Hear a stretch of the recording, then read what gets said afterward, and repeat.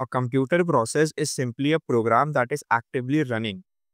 अब प्रोग्राम बस जो एक्टिवली रन कर रहा है, जैसे अभी मेरा ब्राउज़र रन कर रहा है, तो ये भी एक प्रोसेस है। मेरे यहाँ पे दिखाई भी देगा।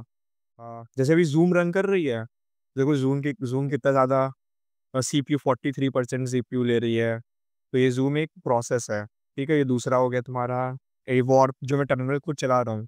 जो भी प्रोग्राम है, वो चल रहा है, वो एक प्रोसेस है, ठीक है? So key point in super simple, the process equal to running a program. It has its own memory and tasks and the operating system. तो तुम समझे प्रोसेसर अभी क्या होते हैं? प्रोसेस का मतलब क्या? वो जो जो रन करते हैं एप्लीकेशन को। ठीक है। हाँ। जस्ट अ क्विक नोट, ये वीडियो वर्जन 1 सीरीज का पार्ट है जिसमें हम स्टेप बाय स्टेप टेक के सारे हाई लेवल कंसेप्ट्स कवर कर रहे हैं। अगर आपको फाउंडर बनना है, इंडी हैकर बनना है या टेक समझ के अपना प्रोडक्ट बिल्ड करना है, ये सीरीज एंड तक ज़रूर देखो। सारे वीडियोस एक रोड मैप की तरह लिंक्ड है, so make sure you follow along. और मतलब ये बहुत ज़्यादा तुम यूज़ नहीं करोगे, बस थोड़ा-सा गुड टू नो है ये भी, ये सारा प्रोसेस है क्योंकि कभी-कभार हम लोगों को यूज़ करना पड़ता है। कभी-कभी हम किल जो है यूज़ करते हैं। पीएस करोगे तो तुम्हें पता चल जाएगा कौन-कौन से प्रोसेसेस चल रहे हैं एक्टिव और पीएस ऑक्स करोगे तो सारे प्रोसेसेस बता देगा। Show all running processes, show running processor for current user, ठीक है। तो अभी ये जो मेरे में इतने सारे आ गए ना, ये रूट के भी बता रहा है। ये देखो ये रूट के बता रहा है कुछ सारे और अगर सिर्फ़ मेरे देखूँगा पीएस तो इतने प्रोसेसेस चल रहे हैं करंट यूज़र के। फुल प्रोसेस एंड लिस्ट इसकी नीड नहीं है। टॉप, हाँ, ये टॉप मतलब तुम्हें अगर कभी-कभी देखना होता है, सर्वर में भी यूज़ करते हैं।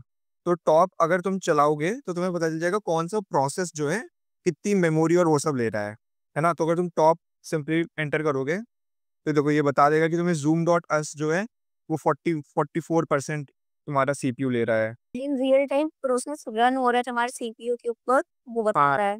बता रहा है और वो भी बता रहा है कि कौन-सी कितना मेमोरी ले रहा है। जैसे 506 एमबी ले रहा है ये 41% ये ले रहा है, ठीक है? ये पोर्ट भी एक चीज़ कांसेप्ट होता है। पोर्ट भी हम लोगों को लगेगा तो मैं पोर्ट भी बता देता हूँ क्या होता है एक बार। और हर प्रोग्राम रन रन कहाँ करेगा? किसी पोर्ट पे रन करेगा। इस डिफरेंट पोर्ट पर रन करता हूँ खुद के हाँ, पे। हाँ, हर प्रोग्राम एक अपने-अपने पोर्ट में रन करता है। Normal programs that don't talk to other devices like a calculator app. जो कैलकुलेटर ऐप है हमारा, उसको कोई पोर्ट की नीड नहीं होती है। Program opens a port only while it's running and listening for connections. हाँ, मतलब अगर किसी को कुछ उस एप्लीकेशन को बात करनी है, मतलब कोई ऐसा भी ऐप हो सकता है, ऑफलाइन ऐप जो तुम बोल रहे हो, जो जिसको कम्युनिकेशन नीड हो, तो फिर वो भी पोर्ट पोर्ट पे लिसन करेगा, रन करेगा, वैसा होगा। टॉप का ही मतलब ये टॉप पढ़ने में थोड़ा-सा ना सही नहीं रहता है, थोड़ा-सा टफ होता है इसको पढ़ना टॉप वाले कमांड को। तो इसका एक अच्छा वर्ज़न होता है एचटॉप, वो इनबिल्ट नहीं होता, वो तुम डाउनलोड करना आज, ठीक है? अगर पता नहीं शायद इनबिल्ट भी हो लिनक्स में। एचटॉप करूँगा तो थोड़ा-सा अच्छे से बताता है कि मेरे सीपीयू में मेरे कंप्यूटर में एक तो ये बताता है नंबर ऑफ कोर्स कितने हैं। कोर क्या होता है? मैगी का ऑर्डर देना है, ठीक है? और फिर और दूसरा ऑर्डर तुम्हें देना है मान लो पास्ता का, ठीक है? तुम्हारे सिस्टम में सिर्फ़ एक सीपीयू का कोर होगा, है ना? हाँ। तो उस अगर सिर्फ़ एक सीपीयू का कोर होगा तो पहले मैगी का ऑर्डर लेगा, जब तक तुम्हारी पूरी मैगी बन के वो पूरी मैगी को तुमको ऑर्डर सर्व नहीं कर देगा, तब तक कि वो पास्ता वाला नहीं करेगा। तो पहले ये होगा, फिर ये होगा, फिर तुम्हें मैगी मिलेगी और जब एक बार मैगी मिल जाएगी, उसके बाद ही तुम पास्ता का ऑर्डर कर सकते हो और फिर उसके बाद तुम्हें पास्ता मिलेगा, ठीक है? लेकिन अगर ये समझ गई कि अगर अगर तुम्हारे पास लेकिन अगर 2 कोर होते हैं, है ना? अगर तुम्हारे पास 2 कोर है मतलब तुम्हारे पास 2 शेफ़ हैं और पास्ता वाला ऑर्डर तुम इसको दे दो और दोनों इंडिपेंडेंटली बन के आएँगे और जो पहले बन गया वो पहले आ जाएगा। ऐसा नहीं कोई डिपेंडेंट है, ठीक है? तो सेम चीज़ हो ये गई। सीपीयू में नॉर्मल कोर्स होते हैं। मतलब नॉर्मल कंप्यूटर्स में 4 कोर्स तो होते ही हैं, 4 कोर तो होते ही हैं। मेरे वाले में 8 कोर हैं। मेरा जो पिछले वाला लैपटॉप था उसमें 4 कोर्स वैसा रहता है। एक प्रोग्राम पूरा एक कोड लेता है। नहीं गुड क्वेश्चन। इसमें थ्रेडिंग का कॉन्सेप्ट आ जाता है। Your CPU can run more than 4 programs even with 4 core. The operating system switches between program very quickly, thousands of time per seconds. A single threaded program can use only one core at a time, no matter how many cores you have. A multi-threaded program like Chrome or modern games can use many cores simultaneously. ठीक है? The OS gives each program time slice. It switches to so fast that all programs appear to run at once, even on a single core. तुम जो हमारा CPU का core होता है, वो एक टाइम स्लाइसिंग यूज करता है, ठीक है। वो टाइम स्लाइसिंग से क्या करता है, हर प्रोग्राम को कुछ ड्यूरेशन टाइम देता है कि मैं तुम्हें इतना समय दूंगा, तुम्हें इतना समय दूंगा, तुम्हें इतना समय दूंगा, और जल्दी जल्दी जल्दी उतने समय के बाद स्विच करता रहता है। और वो इतनी जल्दी होता है कि हमको लगता है कि हाँ, सारा सब कुछ अलग अलग कोर में चल रहा है, लेकिन वो सिंगल कोर के अंदर मल्टीपल चीजें चल रही है टाइम स्लाइसिंग की मदद से। तो टाइम स्लाइसिंग से मल्टीटास्किंग हो रही है। मल्टी थ्रेडेड प्रोग्राम वो का क्या काम होता है कि वो सेम अपना प्रोग्राम मल्टीपल कोड्स में डाल सकता है। मतलब ये जैसे एआई ट्रेनिंग है, एआई ट्रेनिंग अपने कोर ये 1 में भी है। चारों में, ये सब में वो हाँ, ये सब में है। थ्रेड एक एप्लीकेशन को होल्ड करता है। नहीं नहीं, वो प्रोग्राम का कोड ऐसे लिखा गया है कि वो सिंगल थ्रेड प्रोग्राम है कि मल्टी थ्रेड प्रोग्राम है, वैसा। अच्छा, प्रोग्राम जितना हैवी है वो कुछ भी थ्रेड लेगा, लाइक दैट। नहीं नहीं नहीं, अगर अगर इस नहीं, सेम प्रोग्राम सिंगल थ्रेड में भी लिखा जा सकता है, मल्टी थ्रेड में भी लिखा जा सकता है। अगर सिंगल थ्रेड में लिखा हुआ है तो फिर वो अपने सारे टास्क सिर्फ कोर 1 को ही दे पाएगा, कोर 1 को दे रहा है। अगर मल्टी थ्रेड लिखा हुआ है तो मतलब वो सिर्फ इसी कोर में चल पाएगा, वैसा सीन है। और अगर मल्टी थ्रेड है तो वो मल्टीपल कोर्स को यूटिलाइज कर सकता है,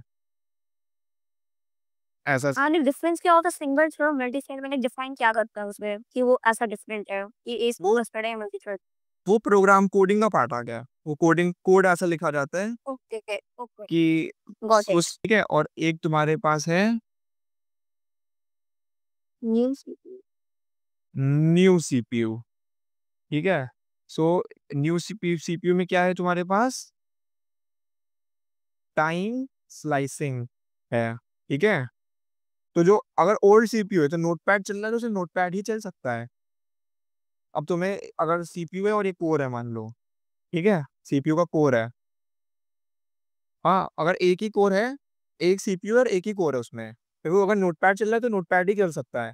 लेकिन अगर दूसरा है तो फिर इसमें मल्टीपल प्रोग्राम चल सकते हैं, नोटपैड भी चल सकता है। हाँ, म्यूजिक भी चल, इसमें म्यूजिक चल ही नहीं पाएगा, इसमें म्यूजिक तुम्हारा चल ही नहीं पाएगा। इसमें एग्जैक्टली डिफरेंस क्लियर हुआ थ्रेडिंग में और टाइम स्लाइसिंग में। एक ही सीपीयू कोर में सब कुछ लोड ना आए, अगर दो कोर है तो फिर स्विच कर सकता है कि अगर सब कुछ एक ही कोर में आ रहा है और एक ही कोर में टाइम स्लाइसिंग हो रही है तो एक ही कोर में सारा वेट आ जाएगा। उससे अच्छा कि वो दूसरे में शिफ्ट कर देता है, अगर उसको लगता है दूसरा कोर खाली है। उसको हम लोग कहते हैं कंटेक्स्ट स्विचिंग। तो हाँ, अपने को मैंने क्या सोचा जब लाइक जब ऐसी सिचुएशन आती है, वरना नॉर्मली ये प्रेफर यही करता है कि एक ही कोर में वो काम हो। सिचुएशन हाँ सिचुएशन इज क्रिएटेड, सिचुएशन में को डिपेंड करता है। हाँ, कंटेक्स्ट स्विचिंग।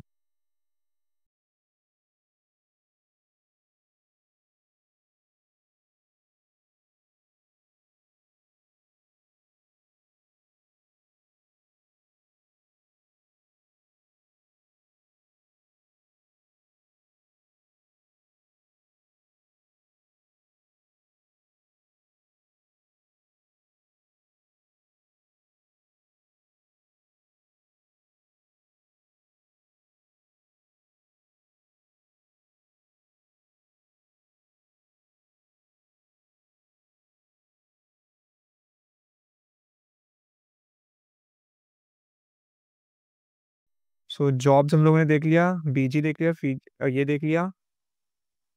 किल, अच्छा, किल किल पीआईडी से किल होता है और किल -9 करते हैं वही, तो फिर फोर्स किल हो जाता है।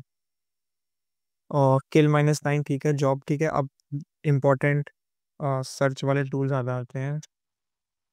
देखो, मान लो जैसे कि एक फाइल है, एक में हम लोग नई फाइल बता रहे हैं। कैसे फाइल बनाएंगे तुम बताओ, कमांड मैं वो टाइप करूंगा। टच से फाइल बनती है ना, फिर हाँ, टच monsterliar.txt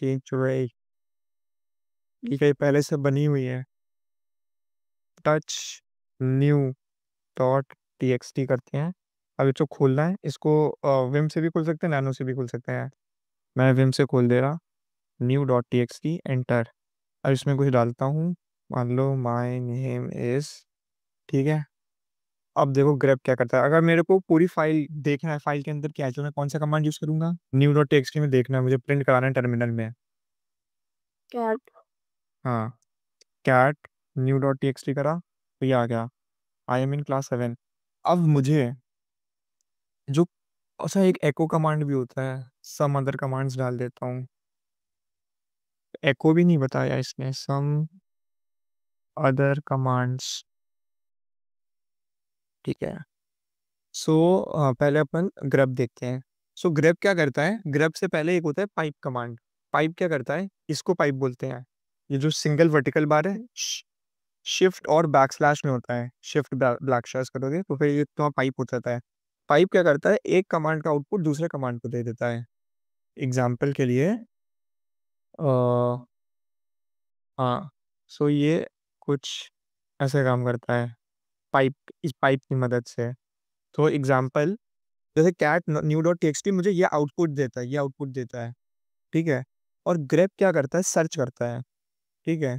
तो अभी मैं क्या करता हूँ, तो मेरे को एग्जाम्पल देखो खुद समझ आओगे। कैट न्यू डॉट टीएक्सटी करा, उसके बाद मैंने पाइप डाला, और पाइप के बाद मैंने ग्रेप कर दिया। ग्रेप करता है सर्च, और मुझे देखना है कि इसमें फाइल है कि नहीं, कोई नाम है कि नहीं, तो इसमें मैडमी डालूंगा। मुझे देखना है कि इस फाइल के अंदर मैडमी है कि नहीं।